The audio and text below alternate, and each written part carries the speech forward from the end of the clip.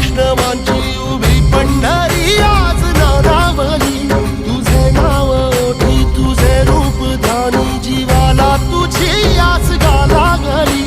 जरी बाप साऱ्या जगाचा परी तू आम्हाला